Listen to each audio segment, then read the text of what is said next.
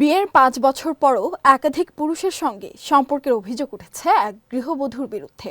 স্বামীর নজরে পড়ার পর প্রেমিকের সঙ্গে হোটেল থেকে পালাতে গিয়ে ছাদ থেকে লাফ দিয়েছেন ওই নারী। ঘটনাটি ঘটেছে ভারতের উত্তরপ্রদেশ। মুহূর্তেই ভাইরাল হয়ে যায় স্থানীয় এক বাসিন্দার ধারণ করা সেই ভিডিও। জানা গেছে ২০১৯ সালে বিবাহ বন্ধনে আবদ্ধ হন ওই দম্পতি। তাদের সংসারে রয়েছে এক সন্তান। পারিবারিক কলহের কারণে স্ত্রী বাড়ি থেকে পালিয়ে প্রেমিকের সঙ্গে হোটেলে ওঠেন। বিষয়টি টের পেয়ে স্ত্রীকে অনুসরণ করেন স্বামী। সঙ্গে নিয়ে আসেন পুলিশ।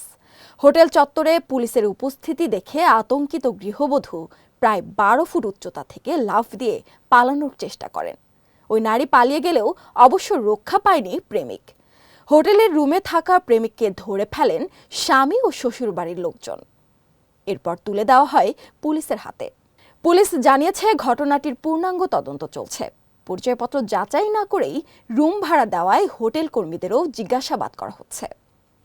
আরও সংবাদ পেতে চোখ রাখুন প্রতিদিনের বাংলাদেশের ওয়েবসাইট, ফেসবুক পেজ ও ইউটিউব চ্যানেলে। এতক্ষণ সঙ্গে থাকার জন্য ধন্যবাদ।